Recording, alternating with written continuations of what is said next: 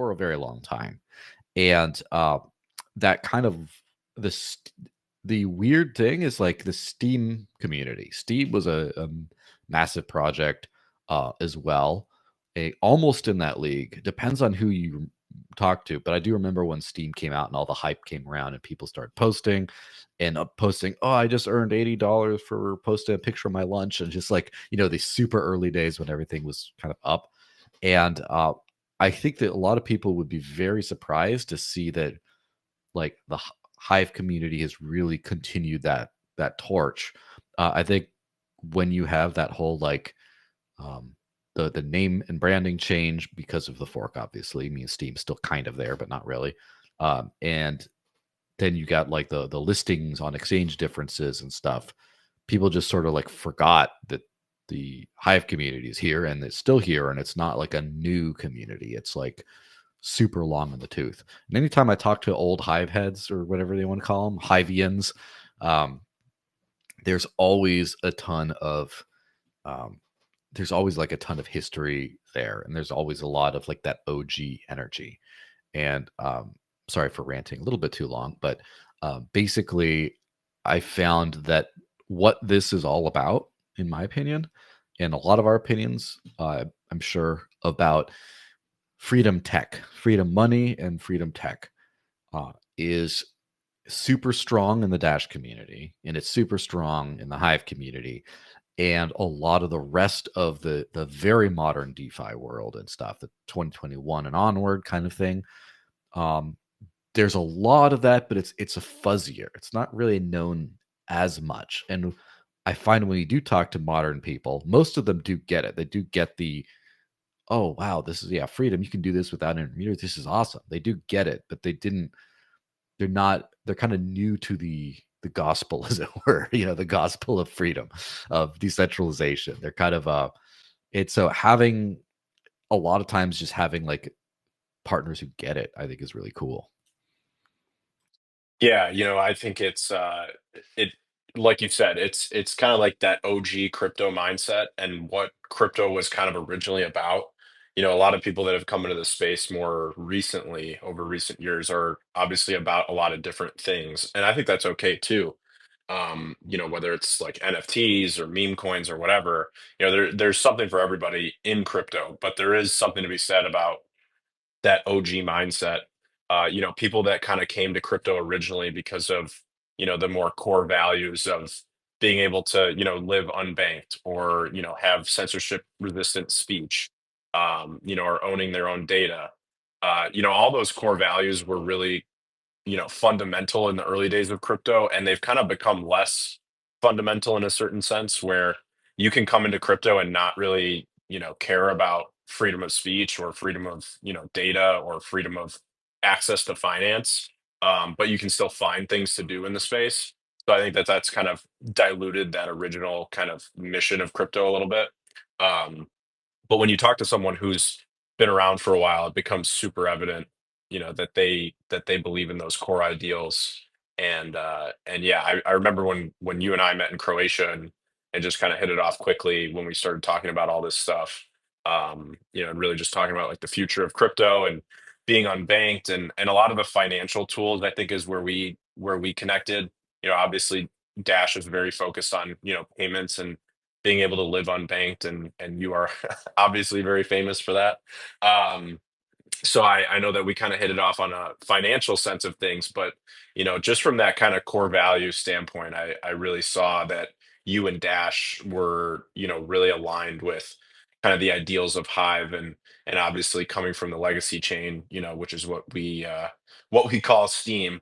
Um, we've brought those ideals and have been in the space for so long, and many of us have been here for really like a decade now, kind of living out those ideals from both a social perspective and a financial perspective. Yeah, and it's kind of funny how like the we're doing the whole like old geezer in the crypto space reminiscing kind of thing. Back in my day, we all do this, but at the same time, I do notice with like especially meme coin mania, but also with the Bitcoin maximalist mindset. So kind of both sides of this, what in my opinion, the same speculative coin, there does seem to be a little bit of a lost element. Like the thing that people want is victory. They want the token to pump, they want more integrations, they want everything to, but as far as like the base, the driving factor why is just not quite there. And when you find a lot of that, like when you find any kind of pressure on that, then stuff falls apart. So I really noticed that it's really an interesting time. It's not just Dash. It's not just Hive. It's not just, there's a few others, whether it's Bitcoin Cash and Litecoin, or, even I see like the Digibyte folks coming back, the Nano folks. There's like a bunch of communities I'm seeing kind of pop back in and uh, kind of starting to lead the narratives again a little bit, because I think we've gotten into, I'm not going to pick on Solana, but Solana is a great example of the modern day, where it's a great platform that lets you do all kinds of cool new things you want to do. And unfortunately, a lot of that is like helping the president and the first lady of the United States launch a meme coin and dump on people. Watch on that Haktua girl do the same. Watch the meme coin factory. And it's like, from a crypto perspective, it's like great to see the technology used. It's great to see the technology grow. It's great to see capital go into the space. And then at some point, you're going to think, is this, it's like that Rick and Morty thing. Like, what is my purpose? You create meme coins. Oh my God. Like, what is the reason we're all here? And freedom tech is always a thing. And I really hope that we get to start really like leading on this thing. Yeah, and it's just wild, like like you said, like that old geezer talk. Like we've been in this space and pushing these ideals and have obviously been working on this technology for so long. And then you see, these kind of newer projects prop up that have different ideals, but then, gain significant traction and really just kind of bring a massive audience to the things that they're doing. And I do think there's a lot to learn from that. Like I never sit back and I'm like, jealous or pissed off that these other ecosystems are gaining traction, gaining activity, gaining transaction volume, and bringing normies in. I see it as definitely something to learn from and something to kind of reach out to them and collaborate, much in the same way that we've done together.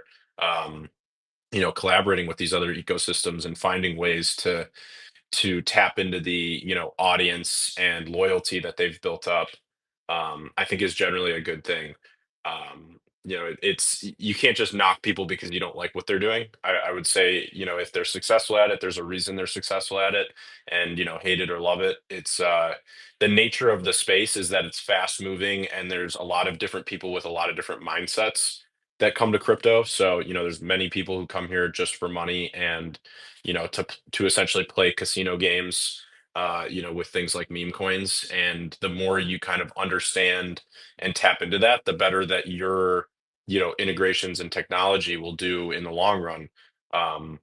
Because if your goal is to maximize the people using your platform, whether it's with Dash and getting people to hold and spend Dash in the real world, or it's something like Hive where your goal is people power up Hive and are active in a social sense and own their own data.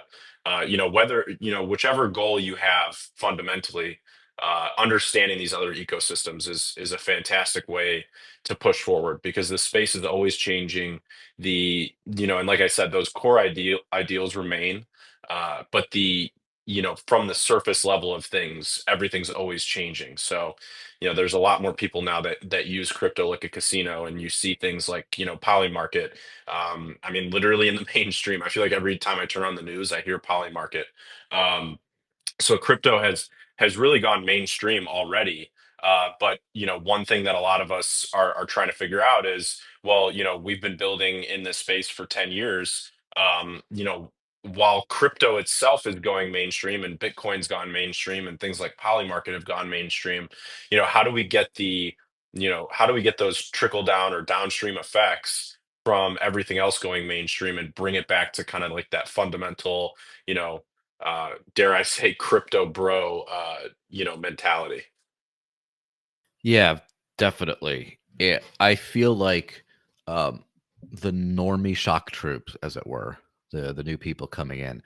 Um, they don't have to care about the principles necessarily, but the foundation has to. The leaders have to. We have to like start from there and then move on and um, make sure you maximize decentralization and other things like that. And I do think that the good thing about once you're in crypto, it's like you plug into the matrix or plug out of the matrix, depending on whatever you know metaphor you want to use there.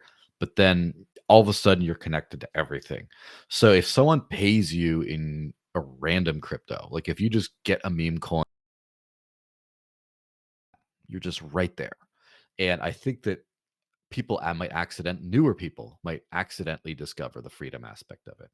But before we kind of ramble on about all that fun stuff, let me just give some shout outs to some people that I've seen here who are kind of like both, who are so first of all, up at the top here, I see Postman, who I just kind of became acquainted with recently.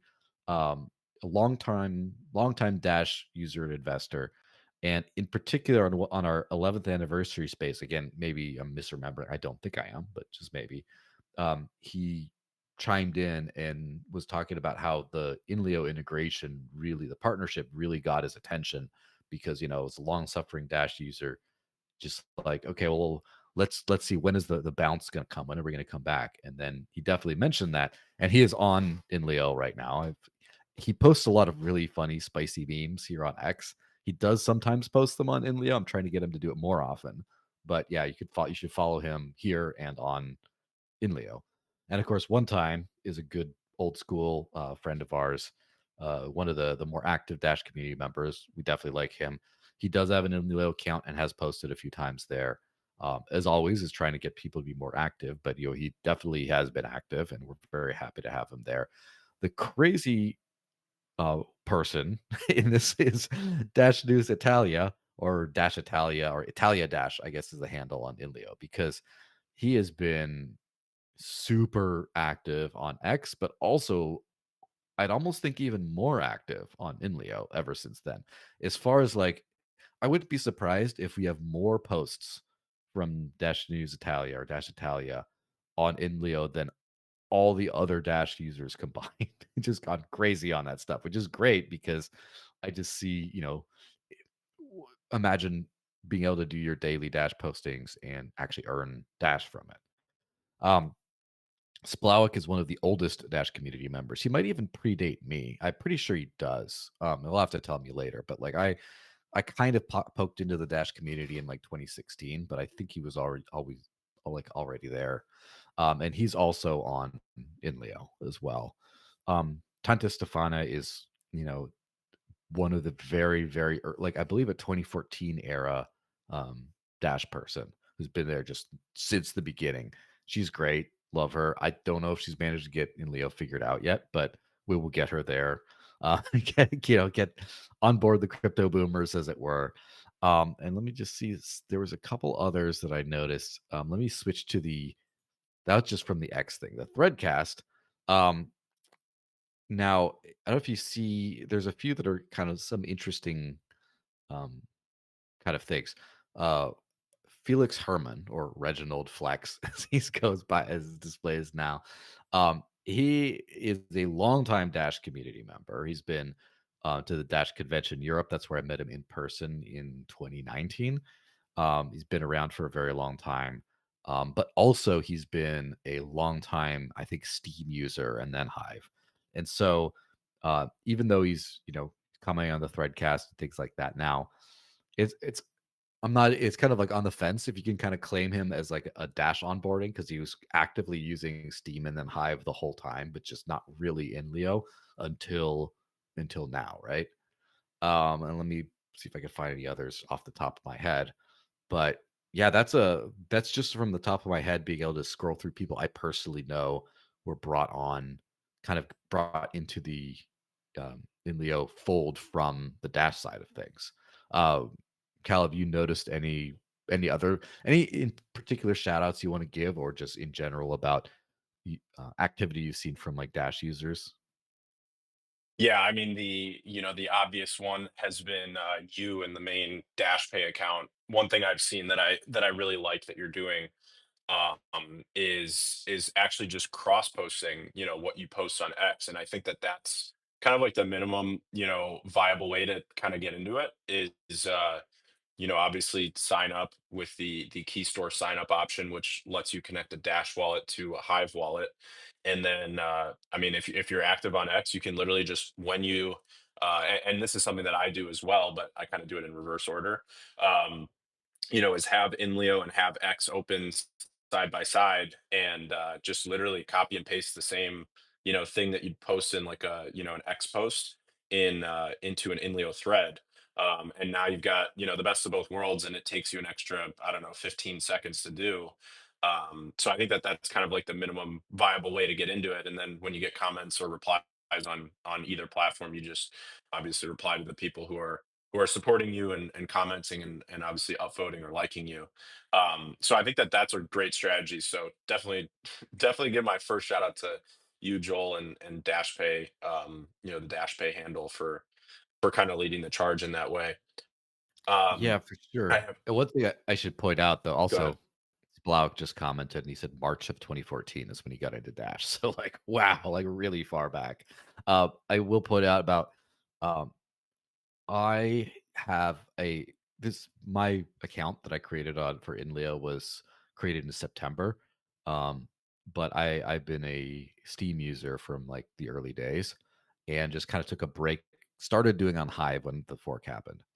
But then took a break for a couple of years and then came back because of Hive Fest, but more particularly because I saw INLEO was a very exciting looking project on Hive. The Dash account also has been on Steam for ever, and then Hive. And when I mentioned, I asked around a little bit about some of the about the keys, and then one of the literal founding people, basically of Dash, messaged me. And he was like, "Hey, I got the Steam keys, the Steam era keys. Here you go." And so that's how we're using the account now. So like the OG blood runs deep, is what I'm saying. So sorry for saying that. Just getting that out of the way. Go ahead. No, you're absolutely good. And it's awesome to see people that have obviously been around for so long. I mean, it definitely it takes a lot of grit to remain in this space for so long and also to remain in any single project for that long. So shout out for being a 2014 OG. That's pretty wild. Um, so yeah, my shout out to you for obviously being active and cross posting and also just being really active in comments and replies. I've noticed that if I reply to one of your threads, you reply back to me in like 5 minutes or less. So Always it's online. awesome. Yeah, the perpetual online. I have also been seeing Postman posting lately, and so I know you gave him a shout out, but I've definitely seen that as well with a lot of variety to the content, which is something I like to see. We need more people like him that are doing things that are kind of different. So whether it's memes or creating shorts or videos or whatever, it's awesome to see more varied types of content out there as well. Splawick, I see in the audience. I actually was having a DM conversation with him just before we jumped online, trying to help him get more active on Inleo. So we're gonna sort through some stuff after the show. Longtime Hyber, I see Addicted in here, um, and a bunch of other people. I'm looking for some Dash users that I've seen. I know you mentioned Dash Italia. He is a monster. I see him literally every. I see him more than Inleo users that have been around for the 6 years that we've been a project, which is really awesome to see. And I see him active, using things like Leo Dex and stuff. So I think it's awesome to get that kind of crossover. Um, who else do we have in here? So many people in the space. It's awesome to see. And if you're in this space and maybe your handle is different on X than it is on Inleo, maybe post either on X or on the Inleo threadcast with your handle, just so we can more easily find you. But yeah, I'm seeing a lot of new faces and really awesome people. I see. I know you mentioned um, Felix. I think this is his first threadcast. He was asking how it worked, so that's awesome to see as well.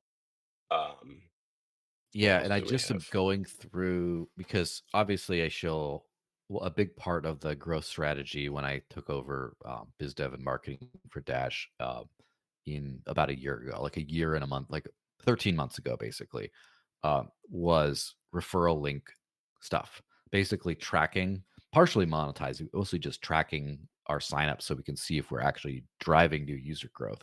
So on the Dash Pay account, um, I have 3 on my personal 3 referrals on my personal thing, even though I've never shared that link. I don't know how that works. Like, if you I don't know, how they tied it into me, but on the Dash Pay account, we're at 80 right now, and this is just from, like, posts and stuff. We haven't done any, like, advertising with the link to my knowledge or anything like that, just but this is just typical posting. So we have 80 referrals, and, down on the referral dashboard, which I think is pretty cool, you get to see like how many threads and stuff people have done.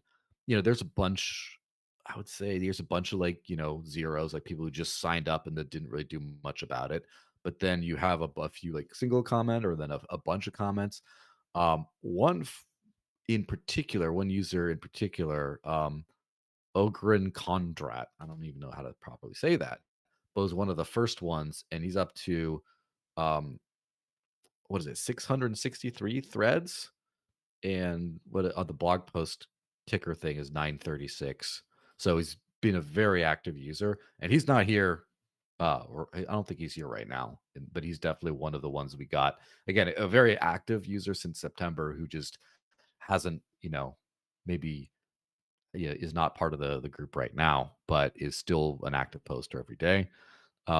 And yeah, there's quite a few that have some decent activity on this list. And so the funny thing is, like, also we talk about communities. Um, a lot of times you will have people just pop in and just say, like a lot of people will join and just think, oh, this is cool. And then it'll be really hard to figure out if they're in the Dash community or not because they're just individuals. The Dash, that's been one of the reasons why the INLEO integration in particular has been so valuable is because I feel like the Dash community is, first of all, a lot of normal people, but also a lot of just quiet people, like a lot of professionals, a lot of just regular people who just like the project, like the thing. They buy Dash, they use it on to pay for stuff. They run a masternode, they do whatever, and then they just go about their daily life. And just once in a while, they'll pop in. So it was very interesting. I call them like sleeper cells because like sometimes there'll be some big event, and then all of a sudden these people you haven't seen in like 7 years, you'll just pop up out of nowhere, and it's like, where were you this whole time? Well, just living my life. I didn't go anywhere. Just live my life.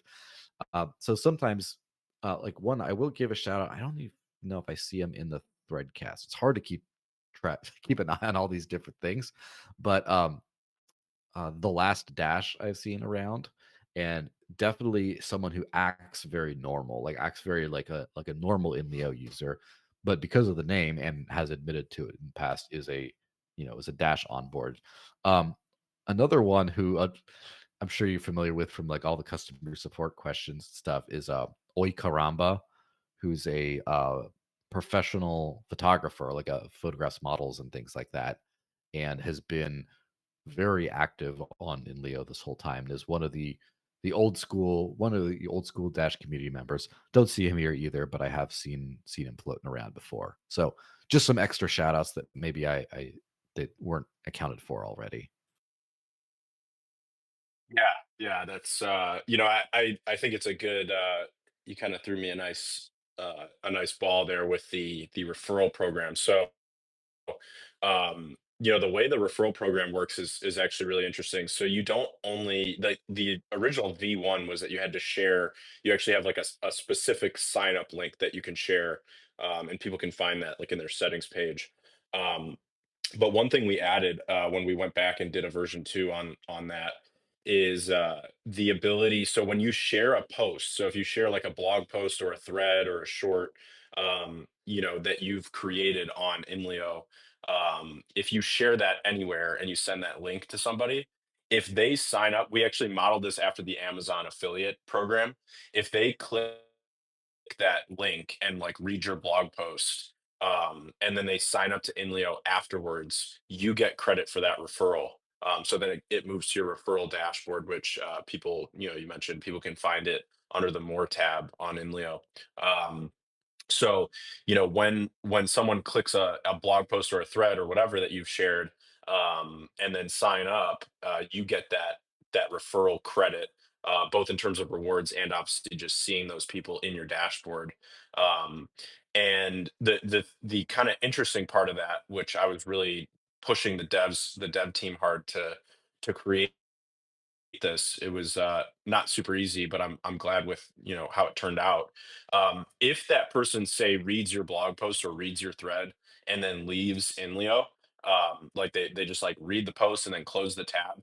Now let's say that like 14 days later they just randomly come back to InLeo, like either they remember and they're like, hey, maybe I should check that out, or maybe they see like the InLeo account on X and they're like, hey, I recognize that name, and then they click to our profile and then click the link to go to InLeo and then they sign up, you still get credit for that referral.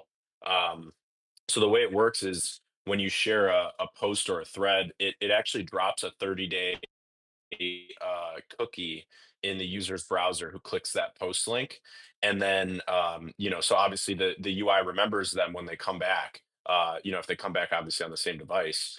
And then that referral credit gets sent your way. So that's the same way that a lot of the Amazon creators or people that use Amazon links to monetize their social media brands. We modeled it after that, and I'm really happy with how that works. And it's obviously working pretty well because like you said, you've got 3 on your personal account and over 80 on the Dash Pay handles. So, I'm really glad to see that. And I do see other people out there that just randomly have like 2 referrals and then they're like, I never even shared my referral link. I don't know how I got these. And they don't realize that, sharing their posts and sharing their threads, on other platforms like X, will actually bring you those referrals over time. I've seen a lot of people kind of get active in sharing their content. So definitely one of the best ways to organically grow, in my opinion, and something that I wanted to put in place for a long time, which is just being able to share content and literally bring people in. And then, like you said, I'm glad to hear too that you use the referral dashboard and track how active your referrals are. Because that's another kind of key piece to retention, and I know that that's going to be a big question, going forward. It already is, which is, when you onboard people, you're not going to retain 100% of the people you onboard. It's just literally impossible. So, obviously your goal should be, how can we retain every single customer? How can we retain every single sign up and bring them coming back? Um, you're never going to bring everybody back, but you can work hard to make everyone happy and bring as many people back as possible. One of the key ways to doing that is whoever brought that person in, them kind of holding the hand of that person over time and engaging with them, keeping them active, obviously, curating them by upvotes, and sharing their content out is going to be a great way to retain that person. So, um, this was another idea that we had to kind of boost the overall retention rate, which is, like you said, you've got, 80 plus referrals and you can track them in your dashboard. And if someone's made like 2 threads and then you see they kind of disappear for a little while, you can actually just go to your dashboard. And this is something I encourage people to do. Click that username, and then you can at tag them in like a thread and you can say, hey, haven't seen you active in a while. And invite them to do something like maybe share your most recent trade or share your most recent IRL dash spend, um, or whatever you want to prompt them with. It kind of gives power to the user, the end user, the ability to retain people. It's like a really concise, easy, and organized way for users to be empowered to do the retaining. And this is again like a core kind of drawing back to the how we started this podcast, which is a core ideal in crypto is it's like by the people for the people. So if you can give people the tools and give people the knowledge, information, and access they need, to do all of the positive actions both for the platform and for themselves, I'm a huge believer that things will grow organically over time. Yeah, for sure. Um, it's pretty cool to see.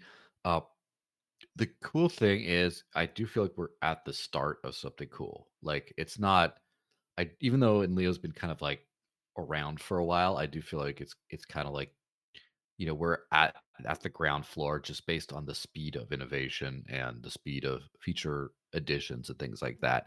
And this is one of those things where unfortunately all the cool things in life, not all of them, but most of the cool things in life are based on like their network effect kind of things. And network effect things, it's just like if you go to a cool party and you're the only one there, it's just like, why even go? But then if there's like three people there, okay, well, if you like those people, it's worth going there. And then if it's like 12 people, oh, well, I like that. And then if it's like, depending on how much you like people, if it's like 50, 100 people, oh, that's cooler. And so Dash is, of course, a money. It's trying to be the best money in the world payment system. And the usefulness of it becomes so much greater the more things you can do with it, the more places you could spend it, the more wallets support it, the more features are in there, the more play ways to earn it, all that good stuff. So INLEO is the same way, of course, as a social kind of site, a social platform. Obviously, the good thing about Hive is like an ecosystem, an entire ecosystem. And when you have blog posts, for example, on INLEO, you write a blog post that goes out to like all of Hive sees it. um, the threads are a slightly different story, even though they are public on Hive blockchain and everything. Anyone could find them.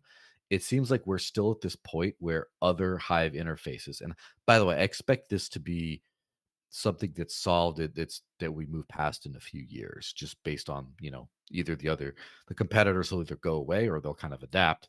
But it's kind of like a little bit more siloed into the Hive ecosystem. Like otherwise, you have to be looking for them actively.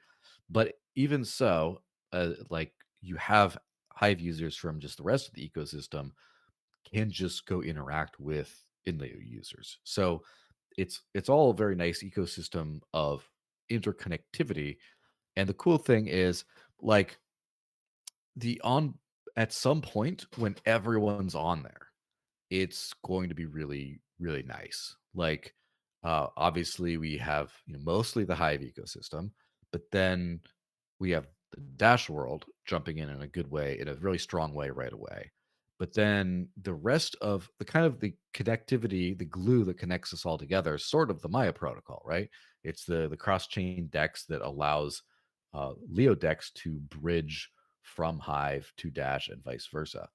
And so just starting to connect those other kinds of communities, uh, when everyone can figure out how they're going to get paid in their currency of choice and they log in with their wallet they're already using and is earn on social media. Like that's when stuff really starts to work out. And it's kind of interesting because like you could do adopt like a jealous kind of mindset, but I'm not into that at all. Like I want Litecoiners here, I want the Bitcoin Cash world there. I want the Polygon world. I want all these kinds of people all in Leo using their stuff, pumping more volume through Leo decks because that makes the average Dash user experience much better on there. And I think that that's a key thing with retention. Like you might pop in and be like, oh, okay, there's some people posting. This is cool. And then you forget about it. But then if you see like official handles of some of the largest companies, I did notice was it Bybit was one of those big exchanges that has a handle there. I don't know if it's an impersonator of Bybit posting all their stuff for them for some reason, or if it's actually them, but they're there. The Maya protocol's there. Obviously, Dash. It would be really cool to see, a lot of other communities get on, and then that's when the network effects start to make a ton of sense for everyone. And obviously, polishing the product, making sure everything works really smooth, that no one has any issues, that there's a few different login options, all that kind of stuff. I'm sure that that makes retention a lot better, but that's the technical side of things of just like making a thing smoother. But the part of the product is like the party, as I mentioned with the party metaphor. You go to the party because of who's there, not because of there's a sick DJ and then they have good drinks or whatever you want to call it. Um, like for example, would I have gone would I have flown across the world to go to some, like, smoky pool hall in Split and drink rakia and just sit there and watch people play pool or do a little bit myself, even though I suck? Probably not. But the reason I was there when we were hashing out a lot of these details on the Dash partnership is because of the people who were there. It's like I knew it'd be a very high value place to be with a lot of movers and shakers, and it turned out to be that way. And so, yeah, as INLEO grows, I think retention percentage, not just total retention, but percentage retention, I think is going to go up too. Yeah, network effects are really really important. When you look at the early days of any social platform, it starts with just a handful of adopters, and then the curve pretty dramatically rises. Um, and I think we're going to see something pretty similar. And like you said, while we have been around a while, and Leo's been around a while, getting the technology refined and getting the user experience refined and to the place that it's at today has obviously taken a lot of time. It's taken a lot of iterations. I was actually telling someone the other day that this is like the third and hopefully final from scratch build out of the INLEO interface. So over the last 6 years, obviously started as a fork of the condenser framework on Hive. That's how we got our start, and then we started building from scratch. And then I kept scrapping the UIs because I just wasn't happy with the user experience and the UI progress that we were making. And after countless hours with the dev team, just kind of figuring out that we need to scrap everything we've done the last 2 years and restart.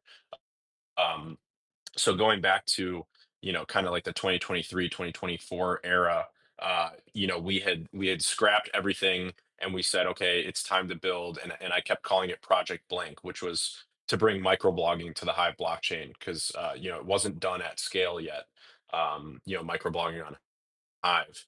And I kept calling it Project Blank, but everybody knew that I was essentially trying to build a decentralized Twitter on Hive. And that's the UI that you see today. It took years of designing and iterations and feedback, and we eventually got it to the place where it's at today. And I think the user experience and the UI, is really good and really honestly one of the best experiences in the Web3 space. But that being said, it's not a stranger to having the occasional bug or having the occasional issue or hiccup. And I think it's a testament to the community that people give us a lot of feedback on a daily basis. The hashtag feedback tag is always full of whether it's bugs or feature requests or just general complaints, or even the occasional uh the occasional props that people will give us, which feels nice to get sprinkled in there as well. um the community is always kind of guiding our development and guiding our ability to find and fix bugs. At the end of the day, when you're building a platform where people are going to access it from all sorts of different devices and login methods, and there's a million Android versions out there. Android is like the thorn in my side. But there's a million different versions and tablet sizes and desktop sizes, and it tends to get forgotten that when you're building something that's essentially like X, and I think X is a really good obviously comparison for us. They've got billions of dollars and thousands of people on their dev teams. So when we're building something like this from scratch, it is really difficult, but it's not impossible. And I think when you look at how we essentially started from zero, and I mean honestly started from zero multiple times over the last 6 years, I'm really happy with where we're at today. Um, but I think that we still have a lot of work to be done. And I know Joel, you've been really great in giving me feedback, especially from the perspective of someone that's. I think your perspective is really unique because you're someone that has used Hive and the legacy chain over the years. So like you're familiar with the general idea of things and how things work, and the rewards pool, and how upvotes work and things like that. So you kind of have like this insider perspective, but you also have like an outsider perspective, and I think just a general grasp of UX that most people don't have. So a lot of the feedback that you've given me, has obviously already made its way to the UI and will continue to do so. Um, it's just been really great to get, kind of that insider outsider, great UX look at things. When you sit really close to something like, the way I do with the project, it can be kind of hard to see, bugs and issues and just kind of the nuances that come with the user experience of something like Hive and like INLEO. It is a really nuanced thing. It's really difficult to teach people how to use something like this. And my goal has always been, how can we make it as easy to understand and honestly intuitive as possible, because trying to explain something through guides is not a great way to build a platform. If you can make it super intuitive and like someone comes to the platform, they just immediately know what to do. That's been my goal for a long time. And a lot of people see that because you look at X and Inleo side by side and they kind of almost have this identical look to them. But that is very purposeful. It's meant to be like that because it's meant to essentially say, okay, well, we know a lot of crypto people are on X already and know how the whole platform works. So if we can essentially give them X, but then supercharge it on the back end by having everything be Web3, so that they can essentially come here and start using the platform.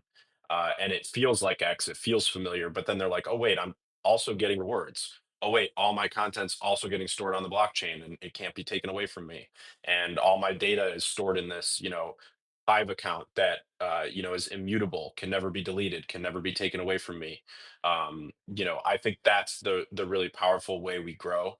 And you said something that I've continued to, reiterate and use, which is that Inleo is meant to be Web 2 in the streets and Web 3 in the sheets. Yeah, that's kind of funny because um, Dash's privacy feature for it's kind of like debranded to just CoinJoin now, but it was called private send for a while. And there's an old Dash meme about instant send in the streets, private send in the sheets kind of thing. So I wish I came up with that, but I kind of just applied it to this whole thing. Random thing, I saw Brando on the Threadcast said UX on Inleo has taken some major steps forward during the past 6 months. Yes, I definitely agree. And um, another thing is there's this random person that I didn't known as the African man, which I don't know very much about this person, but I assume it's a man from Africa. The African man apparently got onboarded by us. He just gives the credit here. He's just like, "Oh yeah, I got onboarded. It was awesome." So just a random thing to point point out. Great username, by the way. If you want to let us know what continent you're from, just feel free to drop in the threadcast. But anyway, as far as like the experience of everything, um, I've been a social media user for a long time. I didn't really use MySpace. I had a MySpace page, but I couldn't figure it out, and I just gave up that. But I was a Facebook user since 2006, I believe, and have just been a lot of the great things I've had in my life, from friendships, relationships, business opportunities, everything has come from social media. So I'm pretty, as they say, balls deep in it, right? And so um, the funny thing is, I I think that X is one of the best social media platforms today. It's like getting at the top. I would say X is the best Web 2 platform out there by a mile, probably. But I see when you see like Elon trying to shake things up and make things work and tweak some things, you can see where he's bumping into the limitations of the Web 2 format. And like one of these things is he's want to have a wallet and payments and all that. And then you see him going, country by country, but also US state by US state, obtaining financial licenses for all this kind of crap. And it's just like, man, this sucks. It's so bad.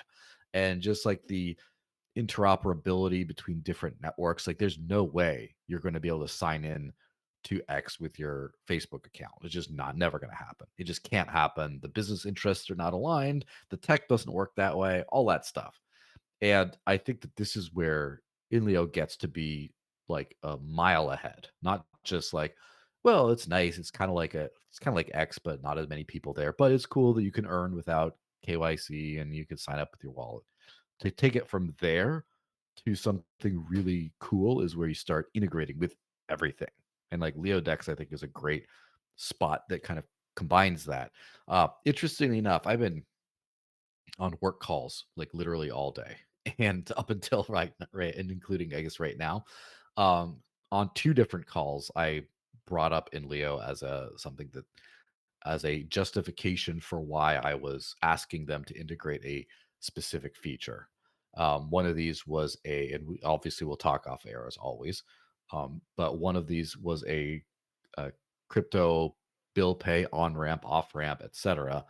And that I'm trying to get to accept Keystore. Oh, by the way, shout out to Hilawi. He just popped in here. Hilawi's another very old school Dash user. Um, he also wrote an article, I believe, on Hive. I don't remember if his Steam. He can correct me. It might have been in Steam, about his story, like his life story kind of thing. It's a very good article, and so he's been on for a while. I'm gonna drop that in the threadcast at some point. Um, but yeah, he's definitely just another shout out. So as I was saying about the connectivity and all that stuff, so I'm trying to get a crypto on ramp, off ramp bill pay thing that does have a wallet connection kind of thing to accept Keystore. So Dash users of INLEO or any INLEO Keystore user can just log in, can connect their INLEO wallet to their bill pay on ramp, off ramp service. And it just all gets integrated into the same ecosystem. And also another wallet that does support Dash that has a connection, has a browser extension version. We're actively figuring out how to get that to work with my interfaces. And of course, if with Inleo's, the next thing I was going to bring up, of course, is to just make sure that works because it would be cool to have just like one wallet. I mean, Keystore is great, but it's like a little clunkier than maybe, and it's just the best we could do with the Dash side of the limitations at the time. But it will be cool to be able to have a modern Web3 wallet that you can just go connect into your all your interfaces, use that to sign in, not as an authentication to sign into your bill pay, prepaid cards, all the other stuff service, and then the same one just sign into in Leo and do all the Leo deck swapping back and forth for all your tokens. And so the one integrated experience. We're almost there, and it's just really cool to see. Yeah, I think wallet integrations are going to be, a big thing going forward. I actually, we had a dev team meeting this morning, um, about Leodex specifically, and I've been kind of hammering in on three things, which is, one, we've been working on the back end to integrate ChainFlip, um, Thorchain, and Rango, so that we can obviously have more blockchains and asset options, and obviously deeper liquidity as well. So we've been working on that, but then I've also been kind of hammering in that we also need to focus on refining the user experience, improving it. Obviously just making it better in general, making it a bug-free experience, especially when it comes to something like Leodex, where people are trading assets and trading crypto out of their wallet. You want to make sure that that's a good bug-free user experience.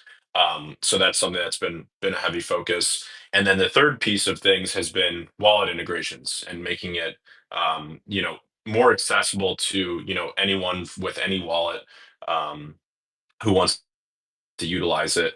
So, as we do that, we're kind of building out a framework for all the different wallet connections that we can use on both Leodex and Inleo simultaneously, so that when we can support all these different wallet options, we support them on both apps. And like you said, it's kind of like people want one wallet to plug into all of their experiences, both Web 2 and Web 3, and on mobile, on desktop, and all their different apps and currencies. So that kind of one wallet to rule them all, idea is definitely becoming more mainstream, I would say. So I definitely want to support any and all wallet options that we can. And yeah, we just added Control Wallet to Leodex, and we'll add Control Wallet to InLeo pretty soon. I'm a huge fan. As far as extensions go, I think Control Wallet's pretty damn good. So um, I'm happy that it's now on Leodex and soon on Yeah, INLEO. I have to say, I if I mean, I could actually just screenshot my extensions list right here, but like the two of my three active extensions in my browser are Control Wallet and Hive Keychain. Control is great. Um, I know the team. I know that a Dash developer integrated Dash into their back end, and I don't know where they ended up with actually pushing that live and getting integrated. But having Dash in Control would be fantastic. I know they've got a lot of big things going on, so I don't know how high that is in the priority list, but hopefully it shouldn't just be them. There's a lot of options. But the cool thing is it would be nice to be able to so it's like when we're combining all these things, like combining the blockchains, whether it's Hive, Maya, Arbitrum, and Dash, for example, to make this Dash thing go. Then you start to combine the apps where you have like the key store it's a great stand-in, but it's not like we're moving past that at some point, and it would be great to have like let's just say, and I have a few things in mind, right? But let's just say control for imagine they add Dash, right? And then Dash showing control and INLEO, and as a way of like this is a great way to get the whole Dash experience, and then INLEO saying download the control wallet and you can go use Dash 2 in this whole way. And then control saying, guess what? With our wallet, you can use Dash for all these awesome things, and you can even sign into INLEO and do all this stuff. And then just start aligning that and then start repeating the pattern with the INLEO plus, let's say, control, and then start insert any other blockchain they support in their community. And then just start growing it out to where um, everyone's kind of connected. And that's the thing about crypto. Crypto has been so disjointed over the last many years, and I feel like the rise of Bitcoin this year as an investment class kind of thing has kind of underscored the investment thesis kind of disjointedness, where people are like, well, which ones do I buy? I'm going to buy this. I'm going to buy that. Oh, this one went up. This one didn't. And they're like, Bitcoin's old steady. Might as well keep to that. And I feel like it's sort of the fragmentation has kind of killed a lot of projects in terms of their market cap and stuff like that. But as far as like the user experience is concerned, um, it's the point where the cross chain could fix everything, right? Where I mean, about everything. I don't know if it can cure incurable diseases or whatever, but it can do a lot of things. And the point is, if you're fragmented as hell, but you're united through the glue that is Leodex, basically, and the glue that is you have the common currency of swapping, which is Leodex and all the dexes that it run under the hood, like Maya, for example. And then you connect it to this common, um, I guess, marketplace of ideas, as it were, of INLEO, of where everyone's there, the town square, as has been mentioned many times with X kind of thing. The town square, everyone's there, and all these people then use the subway system that is the public transit or whatever that is Leodex to get back to their respective homes in their own communities, their own coin communities. And so at that point, you don't care how fragmented they are because they all have that one thing, these two things in common. They all post to INLEO and they all ride the Leodex train to get there. Yeah, I've kind of realized that as well. As we've pushed forward on it, that it is kind of this cross chain glue, this really great entrance point that we can use to onboard people. Both to the social side of things as well as the kind of DEX and crypto payments side of things as well. So yeah, I definitely agree with you. I think Leo Dex can be kind of this great meeting point and this great, kind of middleman technology essentially to bring people on board to all of our ecosystems. Yeah, I didn't know it at the time when we originally did the integration with Maya, but to get it on, obviously to build Leodex. Um, but as things kind of progressed, it became more and more obvious, exactly what you said about building that thing that everybody can kind of collect around, and really making it kind of that seamless backend. And things like the ability to earn Dash on INLEO, or pay for premium using Dash, and connecting your Dash wallet. All of those things are kind of like LeoDex was the precursor that was necessary for any of those things to happen. So as we continue to refine LeoDex, you're just going to see more and more possibilities for, INLEO. For example, onboarding, the Litecoin ecosystem, or really any other ecosystem, is all kind of contingent on us, continuing to build out LeoDex and improving it. Yeah, and I will just add something because this is kind of it when talking about old school things. I feel like kind of like the Dash community was a little old school for a long time, and I feel like since the last couple of years when it's really been Sam Westrich, the lead dev, who built a lot of the Evolution platform that got released, all that stuff, and plus me coming in here hardcore with the growth strategy. I kind of feel like that sort of updated the Dash community to the modern world where you're not just sitting using, oh, back in my day I used to use this and it worked. Where now you're into the latest things. You're like, oh, look at this latest hardware wallet that came out that's just NFC card only, no seed phrase. Oh wow! Like, oh look, let's do the Dex and the DeFi stuff, and oh let's get kind of modernizing the community. I think has gone really well. It's a work in progress still, but it's gone really well. And I'm sure you remember all the Dash boomers having to deal with them with Maya, and then with INLEO, just how do you sign transactions in a modern way and create accounts and stuff. And I kind of feel like there's a certain element of that in the Hive community where Hive has been doing some really cool things for a long time, but they've kind of been in their own lane. And this whole like new kids coming in trying to do this cross chain stuff, a lot just don't get it yet. But one thing I really want people to understand about this whole thing is every single new Dash user and every single new, eventually, let's say, Litecoin user, Bitcoin Cash user, Polygon user, anything user that comes in here and sees the value in this space. We'll be posting to the Hive blockchain. If they want premium features, they'll be swapping through LeoDex to Hive, buying HBD, etc., to pay for stuff. Obviously, there will have to be enough delegated resources on the Hive blockchain to support all these users. I think it's no like in addition to INLEO ad campaigns getting more than 7,000 users from the Dash integration. And then Dash, of course, the 80 that we tracked so far from our referral link, but I'm sure plenty more.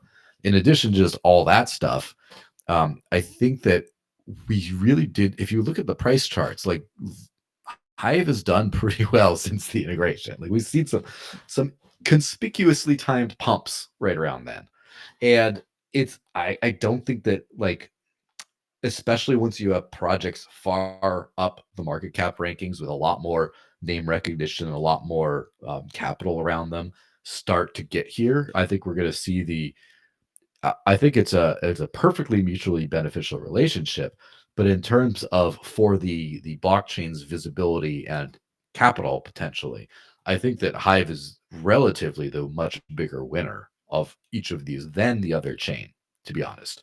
And I think there is an incentive alignment on the other way too, because like why would let's say the Litecoiners want to gift their reputation community, kind of gift Hive a nice pump from that, for example. But that increases the value of what everyone's earning. So like all this kind of stuff, when you get a bunch of likes and stuff, a bunch of upvotes, and you're like, oh, I earned 34 cents for this post. Well, let's double that, let's triple that, and then all of a sudden it becomes so much more attractive for these chains to be using a Hive based ecosystem. And then of course the Hive OGs that are like, oh, I got used to my regular diet, my regular stipend of whatever and rewards that I was getting. And oh wait, all of a sudden all these way more active out there blockchain projects just got onboarded and just doubled and tripled my regular earnings. Wow, this is crazy. It's just like the zero sum thinking can end for everyone's profit. I do think that um, a lot of these chains are going to be really excited to see kind of INLEO as a tool, and they're like, oh, it runs on Hive. They're like, yeah, okay, whatever. They don't really care, but they're going to be pumping a lot of extra usage, utility, and capital into the Hive ecosystem. And I think that, yeah, these mystery pumps. Oh, why are we pumping right now? Some Hive people might have noticed. I think they're Hivians get used to that because you're going to see a lot more of that, in my opinion. Yeah, I fully agree with all of that. I think, and there's a lot that we could pull on, in terms of the different things that you said. One of them that I really like is what you mentioned. Well, I guess I can kind of tie two together here. So, the it's like in this ecosystem, or really any ecosystem, when you have a small, the little guy or the small project, kind of linking up with the big guy, right? Like, Hive is a $150 million market cap project.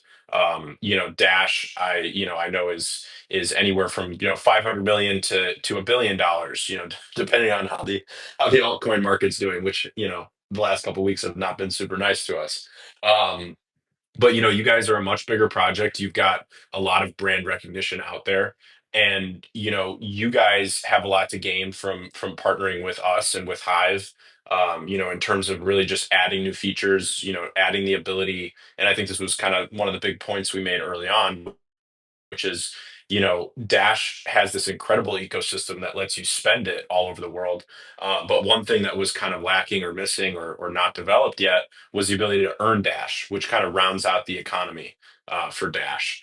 And when we were in Croatia, we were talking about this, but the ability for INLEO and Hive to kind of step in and like be like, hey, you guys have for 11 years been building out the ability to spend, and for almost the same amount of time Hive has been building out the ability to earn. This is like a match made in heaven, essentially. Um, and I think it was just kind of a no brainer collaboration where, like you said, it was all upside and all abundance for both of our ecosystems.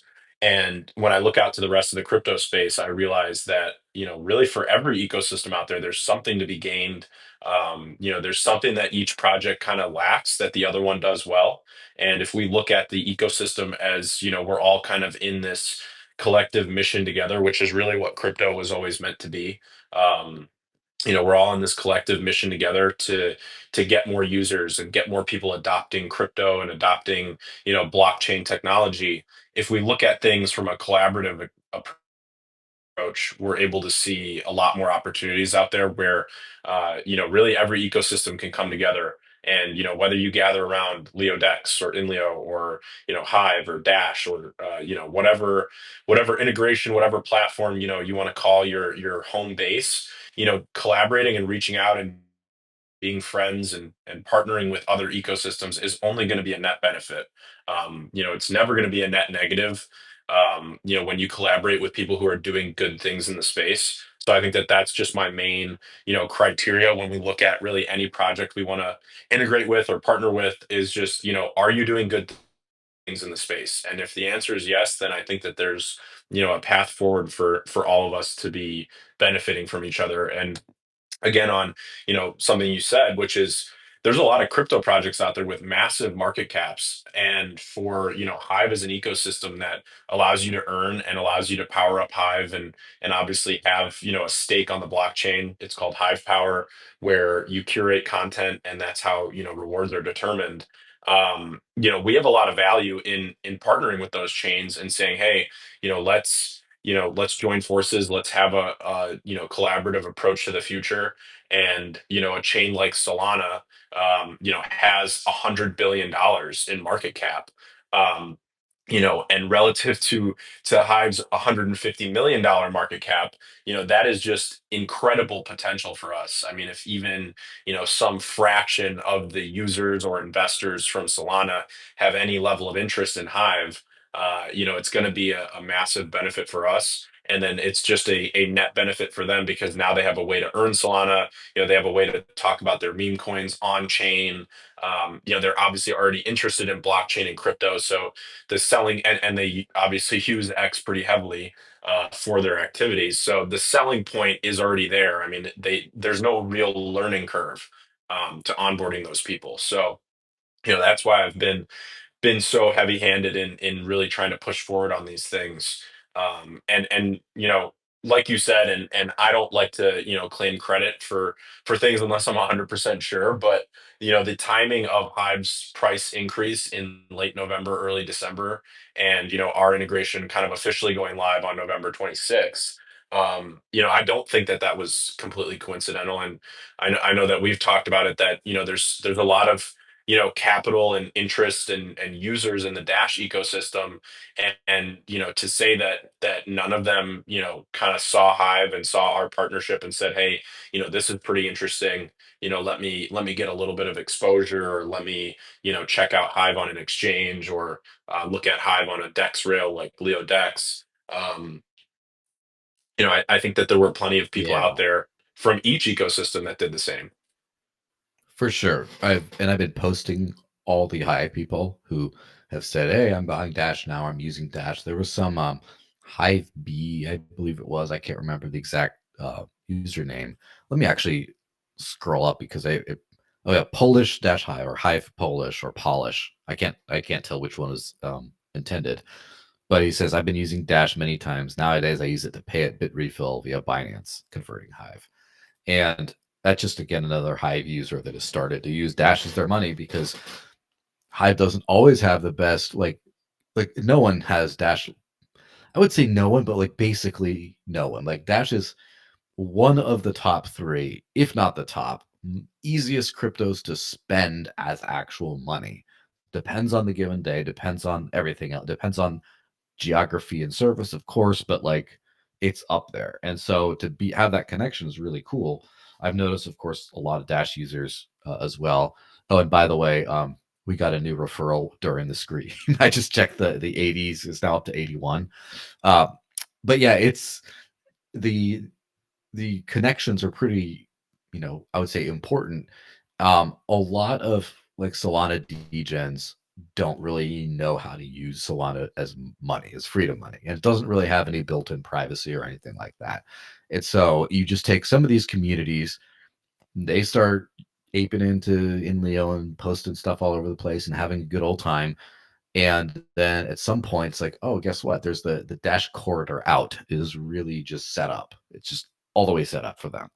And like, so for example, I am getting a lot closer with the Litecoin community. I spoke at their conference last year, and I'm going to speak again this year. Made a bunch of good friends there, um, especially because Litecoin's some of Litecoin's key influencers have been dissatisfied with their previous partnership with the Bitcoiners, because after learning of some backroom deals where Bitcoin maximalists kind of cut them out of key things. And so we sort of rebonded on that whole thing. And so, and also I've been pretty good friend of the Bitcoin Cash ecosystem for a while. I'm definitely going to try to get both of them on INLEO. I think it's a lot easier of a pull for Litecoiners than Bitcoin Cashers, since they kind of are doing a lot of their own things. But I think we could get them on board too. Those two together have what, 15 billion market cap, just those two, and not a lot of. It's not like Solana, which has a lot of apps and games and other things like that going on, where those two ecosystems are a little bit lighter on that front of things, and they could really use something like this. So we just get the whole thing connected, and everyone benefits from everything else. I posted that reel, or I guess short video I should say, on Leo not too long ago, of like the Joe Biden meme where he says, guess what, grows the economy, benefits everyone. And so I use that as one of my favorite ones to use because it was TikTok viral for a while. There's a lot of funny things that had that. I use that a lot to describe the whole partnership about, it benefits everyone, hurts no one. And I'm not exactly sure how it's been in the Hive ecosystem. I'm not 100% as sure, but in the Dash world, there's been a lot of enthusiasm. There's been a lot of confusion of like, oh, what is this? How do I use this? There's been some indifference. I have not seen anyone hating, as far as I can tell at all. I don't think I've seen a single person being like, "Why are you working at the Hive? Or that's stupid. Let's not do that. Why are we pumping there?" Like, I haven't seen any comments like that. Not a single one. And so and if there is anyone who thinks like that, please don't tell me. I'd like to be blissfully ignorant. But the point is, I think that it's been a very well received. I think the Dash world seems to really like the ability to work with the Hive world, and hopefully vice versa. And I definitely the INLEO people, the INLEO segment of people at least of Hivians has been very warm and receptive and positive, and I've been pretty happy about that. Yeah, I think it says a lot, the general community sentiment and what the majority of people are saying and doing, I think says a lot. And I've seen a lot of people obviously, using both and getting active in both and learning both. And, there's been plenty of InLeo people that I've seen that have said, I haven't looked at Dash in a couple of years, but I obviously recognize the name. And then they go out and, download, the Dash wallet and test it out and kind of learn more. Um, and vice versa. I've seen a lot of people from Dash who have, either never heard of Hive or maybe, heard of, Steam way back in the day. And then they're like, oh, wow, this is a lot different than I remembered, or this is, something in the space that I didn't, know existed. And it's pretty cool. So it's awesome to see that there's that kind of crossover. And I quickly learned that collaborations were the approach that would build the future of Hive, and I firmly believe that, and I think that it's going to be the number one driver of new users and capital and just general interest and even builders. I think there's going to be a lot more developer interest that props up when people see a project, for example, like Inleo or others on Hive that have been successful in building a project and a business, and then that's going to draw in developers and entrepreneurs to come in and also want to get active, in developing for the Hive ecosystem as well, from other ecosystems. So, yeah, I'm just super excited about what the future holds as we continue to roll out these integrations and have the ability to bring more people into the fold. And I think the major point you made is that the network effects of onboarding, community after community and blockchain after blockchain and crypto after crypto is that every new integration, every new collaboration adds value to every previous collaboration. It's not just adding value to Hive or Leo. It's adding value to Dash too, because, as Dash people are active on InLeo and then, let's say we onboard Litecoin in the Litecoin ecosystem next, that brings value to Dash because now more Litecoin people are interacting with Dash people, and all the things are seamlessly connected with Leo Dex running in the background, which means that, you can seamlessly go between Litecoin and Dash. So whether you want to spend Litecoin or spend Dash or hold either one, um, it just gives you that kind of seamless ability to do both simultaneously in whatever manner you want to do it.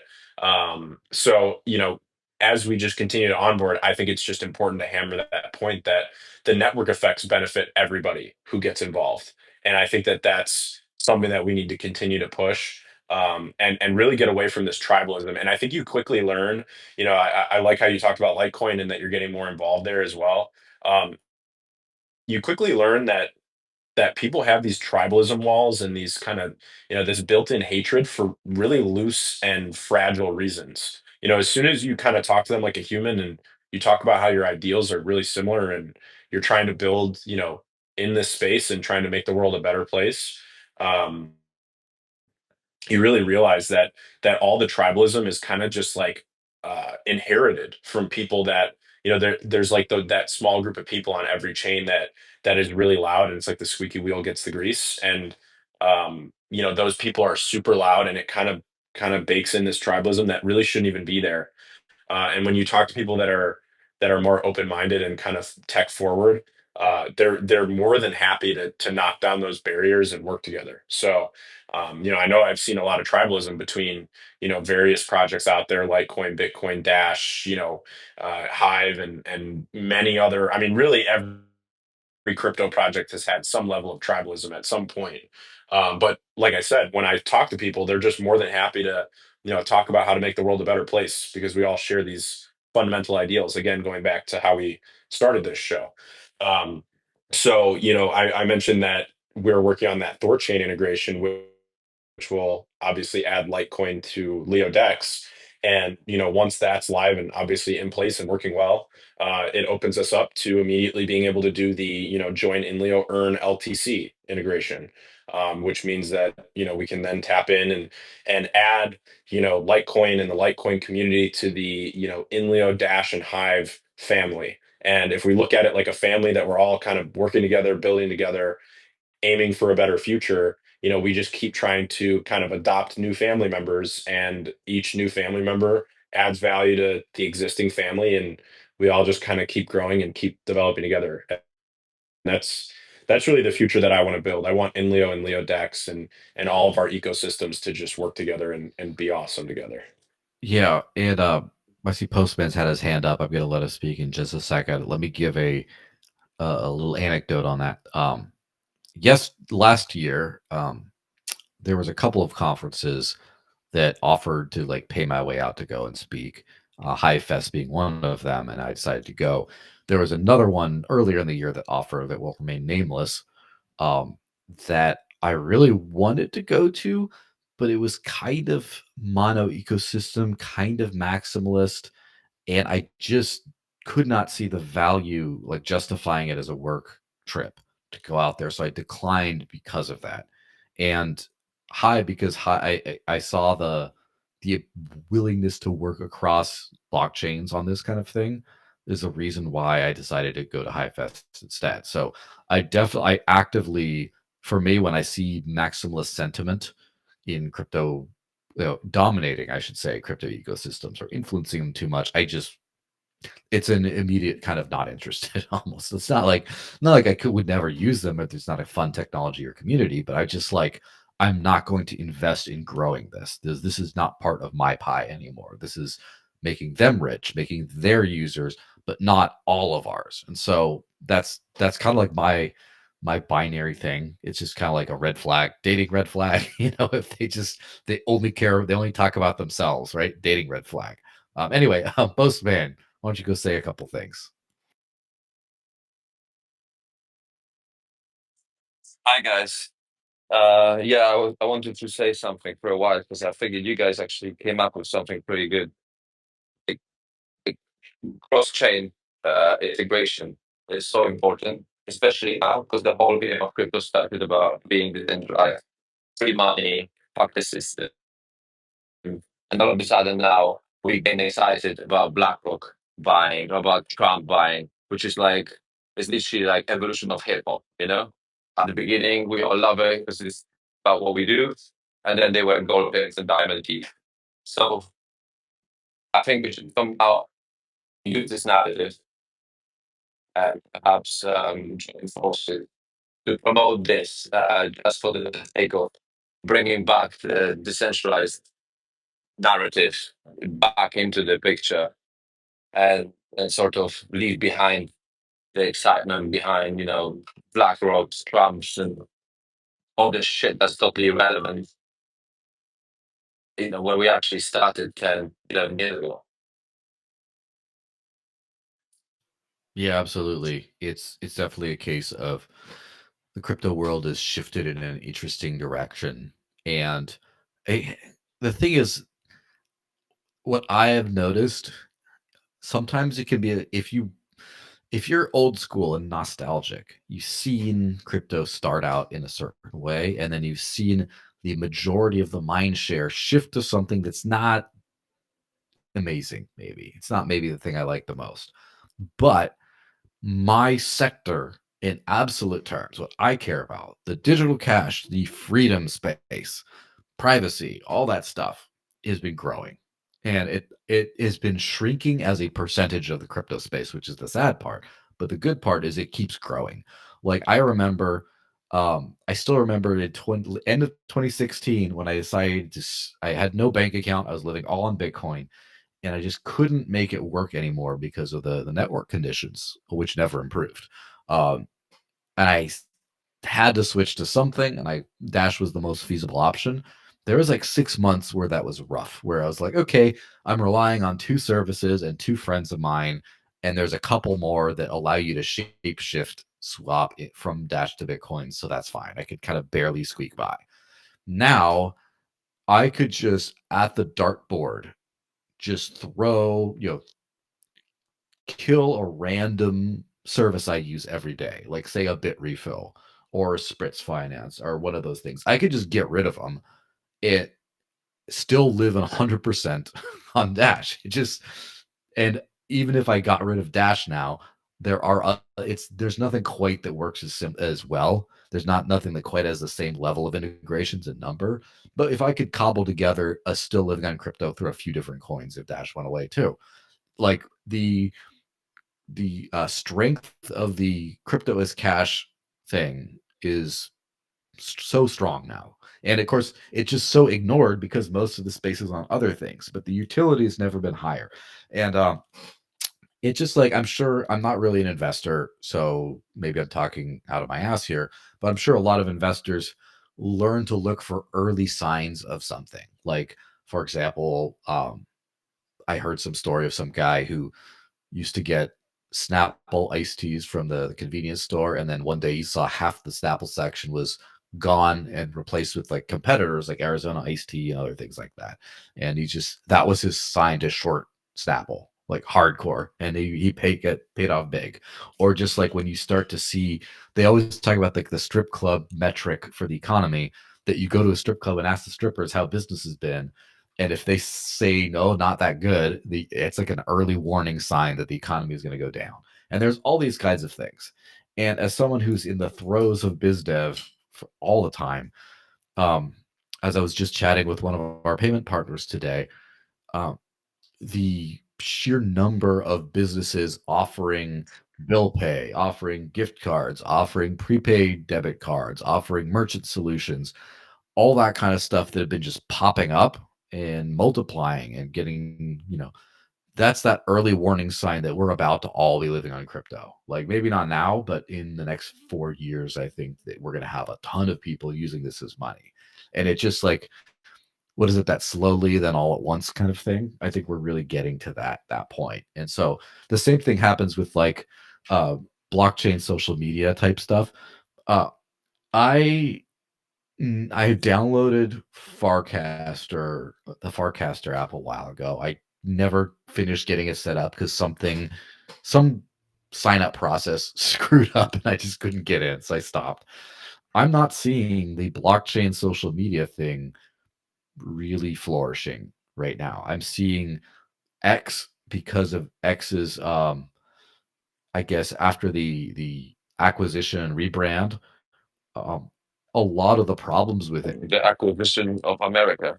Yeah. I mean, hey, listen, we could go on that subject for another hour or two, but, after that has happened from an end user perspective, a lot of the pain points it had kind of went away, but it's kind of like a temporary thing, right? It's not fundamentally structurally Web 2 is dead. It's a corpse, right? It's something that we going to have to move beyond. But it's just that Web 2 got temporarily better, so people forgot about this stuff.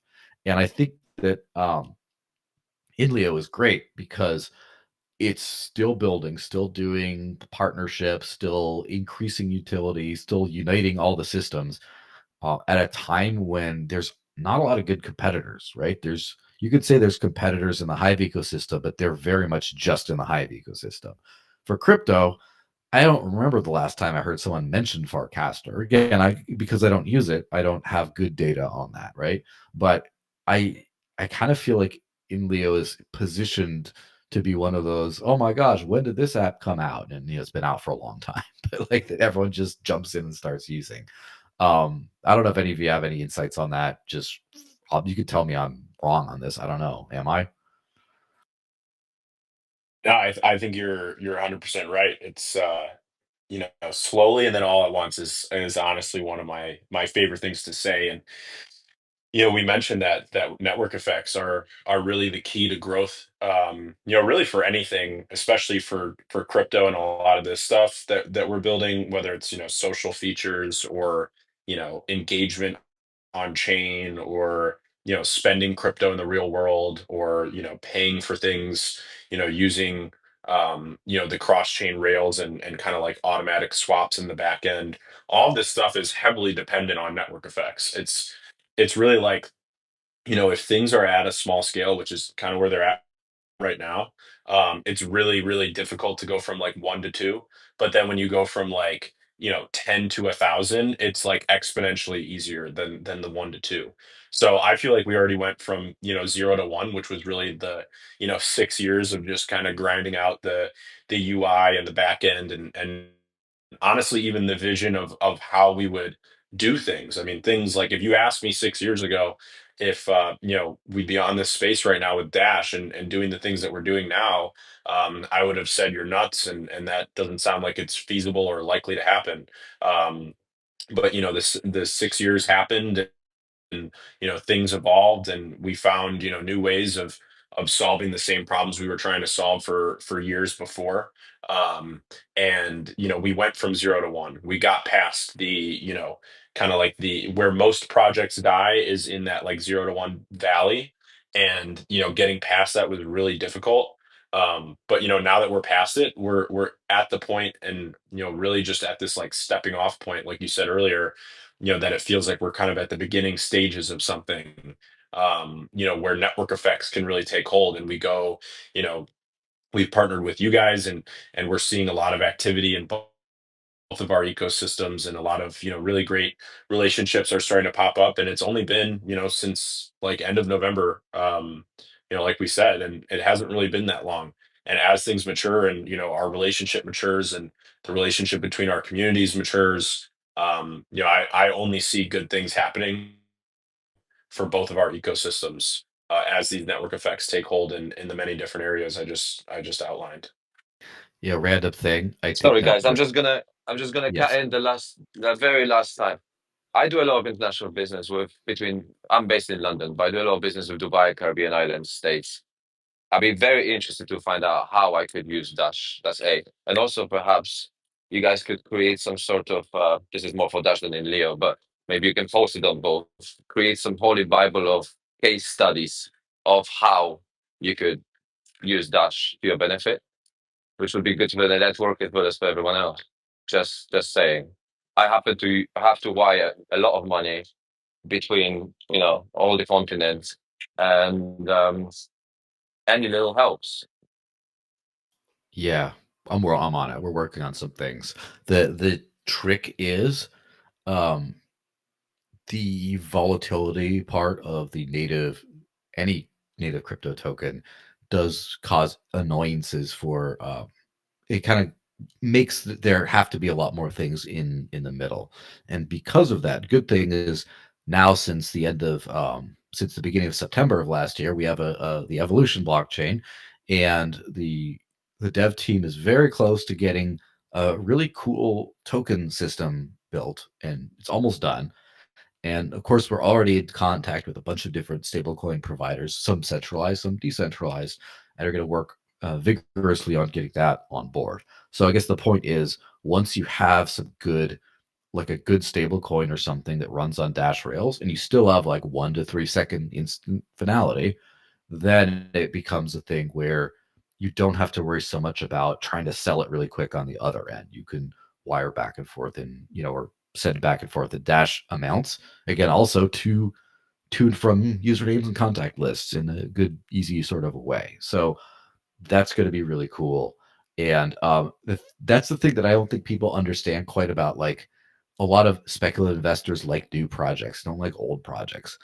But the thing is, there are problems that, in my opinion, and this is like the entire thing that makes me more bullish on anything in the world, is determination to solve problems.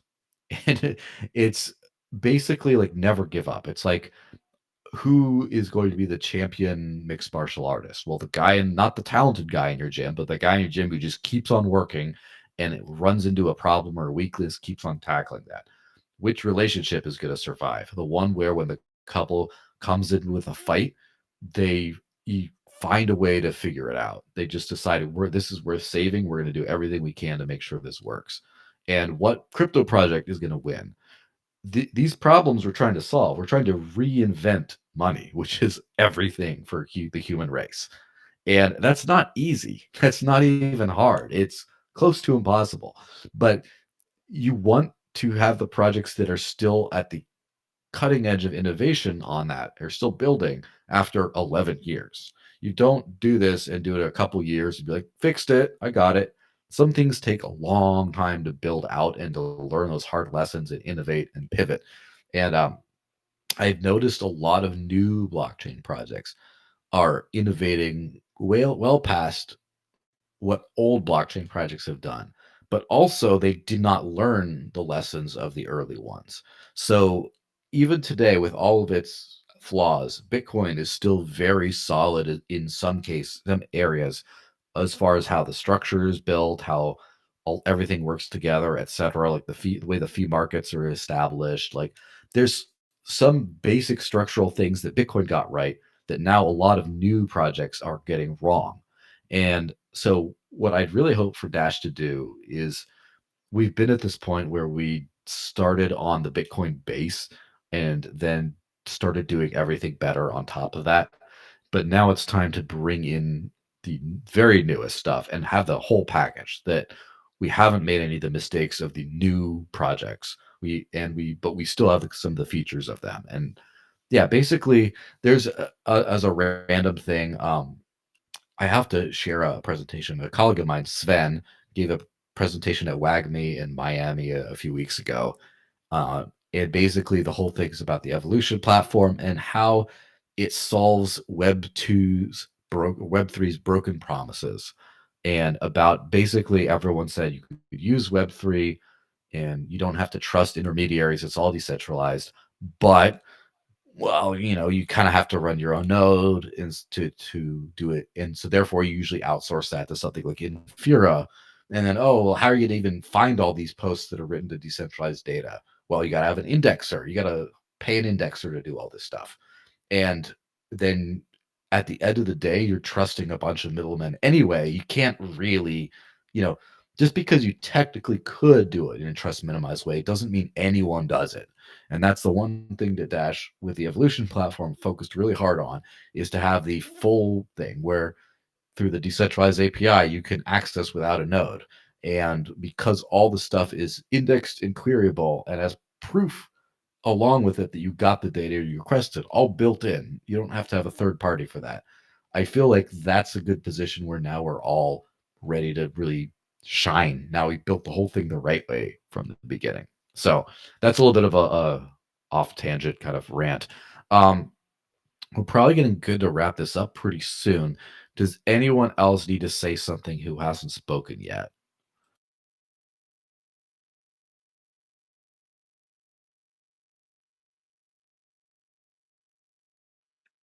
While we give anyone a second to request the mic, and say something if they want to.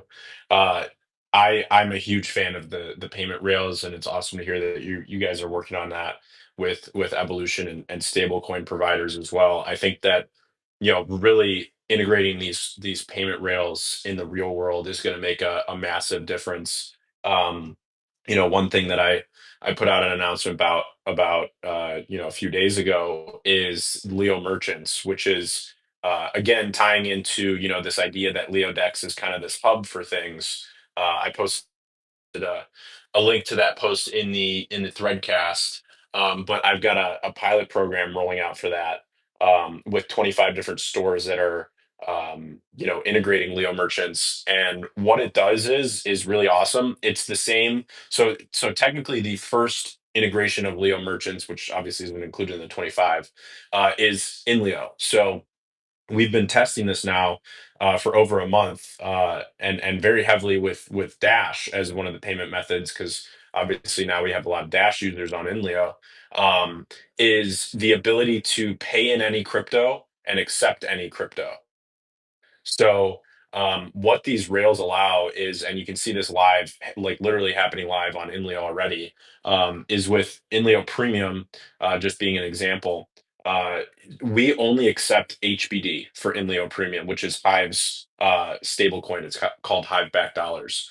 That being said, up until a month ago when we released Leo Merchants, we only allowed people to subscribe to INLEO Premium using HBD. So you had to already have HBD, and then you would send it to our it's called @Leo pool account, um, where we pool all the revenue that's earned from INLEO. Um, and you had to send HBD to that account in order to get premium. And over the last kind of like 6 weeks, we've rolled out Leo merchants to that, and now you can pay in Bitcoin, Cacao, Dash. Obviously, I think is the currently the most used payment option. SPS, Leo, Ethereum, Hive, USDT, USDC, Rune. And obviously soon it's going to be 300 plus cryptos when we release the Thorchain Rango ChainFlip integration to LeoDex. But now you can pay in all these different cryptos, but we still only accept HBD. So that's like the magic is like we actually made zero updates to InLeo Premium itself. We still only accept HBD if you want to buy premium, but when you go to pay, you can choose any of these other payment options. And what it's doing is it's automatically swapping using LeoDex into HBD and sending that HBD to the @Leo pool account. So the part of things that is Leo merchants is that on the checkout page, which we also completely rebuilt, and now it resembles something like Stripe when you go and check out. You select whichever crypto you want to pay in. So let's say Dash, and then it tells you how much $10 worth of Dash currently is. And then you click pay now or complete purchase. And then it sends your $10 worth of Dash to the Leo Merchants API. That Leo Merchants API then swaps the Dash into HBD using Leo Dex. Completely on the back end, by the way, like the user clicks complete purchase and then they're done. And it just says your purchase has been completed. So then on the back end, this process starts where that Dash gets sold for HBD, and then that HBD gets sent to the @Leo pool account, and then you get the premium that you just purchased. Um, and I think what's going to be really interesting is that this can happen, vice versa, or in really any capacity. For example, let's say that there's some brick and mortar store out there, or maybe one of you guys in the audience owns a store of some kind, whether it's digital or physical. And let's say that you want to collect Dash. You want to like stack Dash. You want to be paid in Dash. Um, but you as a store owner, you want your customers to be able to pay in anything. You want them to be able to pay in Bitcoin or Ethereum or USDT or Rune even. Or Hive or HBD, like any of these cryptos I just listed earlier. But you as the store owner, you only want Dash. You don't care about any other currency. You want your customers to pay in whatever they pay in, and then you walk away knowing that you just got Dash. Leo Merchants as an API is something that you'll just be able to plug into your POS system, and then it'll generate a QR code. So, like, let's say I walk into this store and I've got Hive in my wallet, and I want to buy, an energy drink, and the merchant only wants Dash. Well, the merchant just goes on their POS system. They generate the QR code to say, "Hey, this energy drink is, $4." And then it displays the QR code.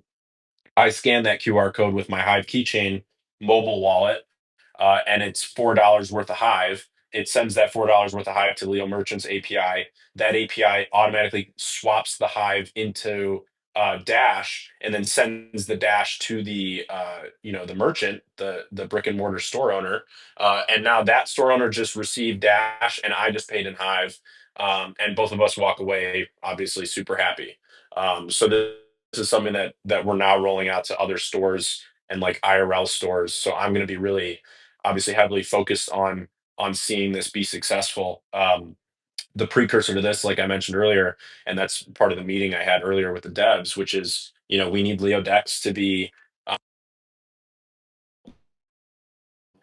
easy to use, fast as possible. Obviously, when there's real transactions happening, it's ever more important that these things are perfectly in place. So yeah, I'm really excited about the entire payments industry, and it's awesome to hear that you guys are doing things with the evolution chain, and that you've been developing, and all these partnerships that you can do with stablecoins. I just think there's so much abundance and potential out there. And it's kind of funny if you guys, I'm sure some of you guys have seen those clips from like congressional hearings with the Visa MasterCards of the world. And I'm just excited to see crypto finally kind of take a chunk out of them, and start processing payments.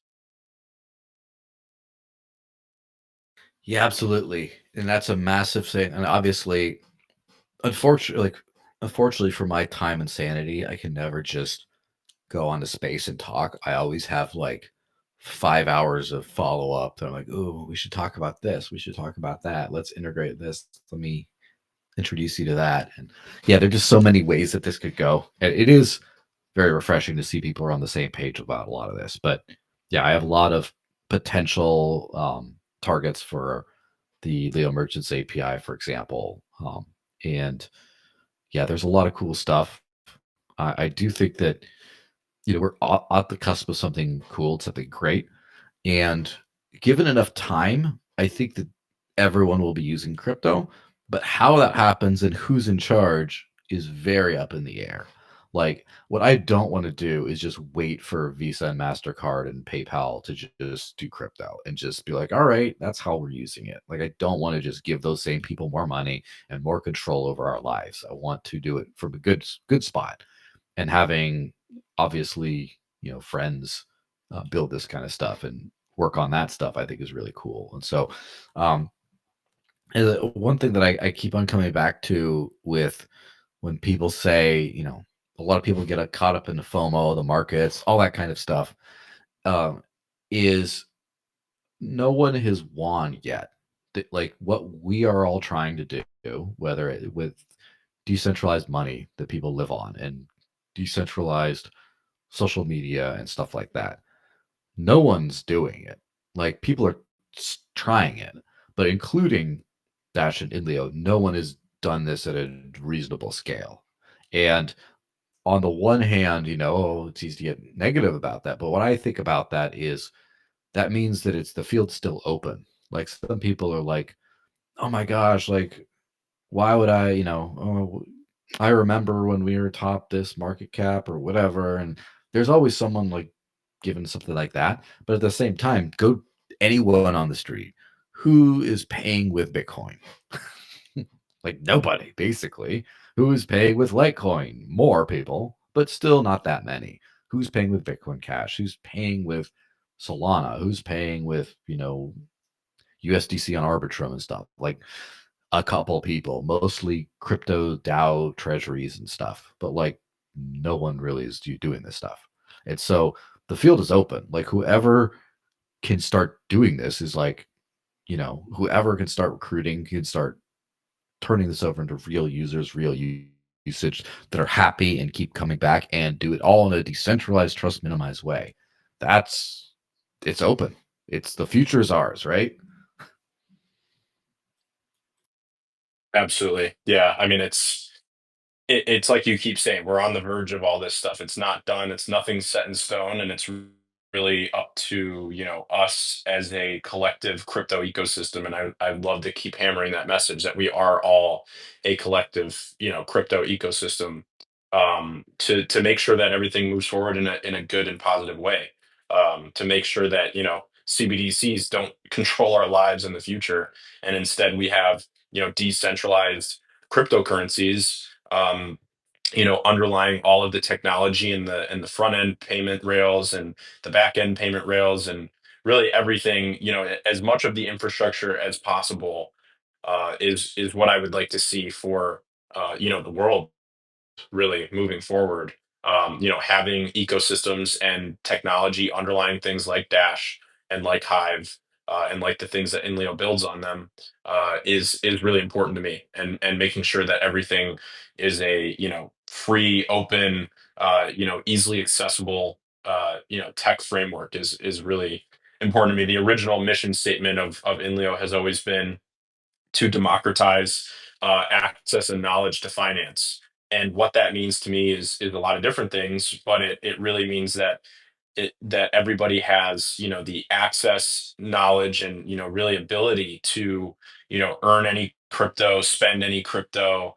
They can be unbanked, but they can still have financial tools. We've lived in a society for far too long where only the top 1% has access to things like, startup investments, or whatever they hide behind the accredited investor doors. The majority of value still flows to the top 1%. And what crypto brings as a, crypto and blockchain brings as a technology and financial framework is that kind of, democratized financial knowledge and access value system. And I just see ecosystems like Dash and like Hive, really making it possible to make that vision a reality. And like you said, it's all up in the air. We still need to work hard. The hard work can't stop just because we think we're ahead of anybody. At the end of the day, it's anybody's race to win. And I would like to see the decentralized space win. Absolutely. And just a couple little bits of friction we got to figure out, and just a couple of good winning marketing messages and approaches, and then we're there. That's it. Cool. Any final thoughts? Any final places we're going to send people? I would say, um, click on the space, go to um, the Threadcast link to go, and then if you sign up to INLEO that way, we'll get you on the referrals. Um, just sign up to start using INLEO, and then I would go to, um, if you're an Android user, especially, go to the Play Store and download the Dash Pay wallet and test that out. Feel free to friend. If you look up some of the usernames in this chat, you could probably friend them and see if you can send some fun little payments. And welcome to the future of money. It's going to be a glorious ride. I think that, yeah, it's like, I do remember the vibes of the 2013 era of getting it about why peer-to-peer digital cash is cool and matters and going to change the world, and that whole we're all in this together energy. A lot of OGs have gotten bitter over the years because space has shifted around a lot, but I'm still like, I still got that, like, first got my first Bitcoin energy going right now, because yeah, we're doing cool stuff. So follow at DashPeg here, obviously. Follow on INLEO as well, same handle. Follow Cal here, and also follow him on INLEO, although everyone on INLEO should be already following him. You just come auto-followed. But yeah, keep up with what we're doing.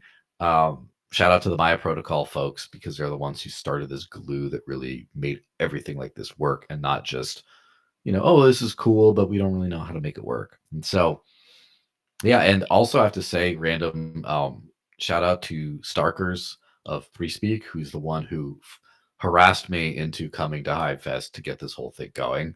And they are also working on some interesting things, but I'll chat with them. I'll give shine to them separately on that thing. But yeah, thanks everyone who's been a builder in the space, everyone who's been a user, everyone who cares about freedom. We recognize you, and we will all continue to grow together. Thanks everyone for listening to the space. Thanks everyone for participating in the Threadcast. I have like 4% voting mana on the Dash account right now because I upvoted too many people. I'm going to go through with my own account too. Give me some time to get back to everyone on all the different questions, but this has been a great space. And um, tomorrow we're doing a space with Zipto, which is a crypto payment provider that's adding Dash, and is adding Dash for bill pay and other things like that. And hopefully you should be able to spend your Dash, if for 2.5 billion people around the world should be able to spend Dash for their utility bills and stuff soon. So just leaving that teaser out there.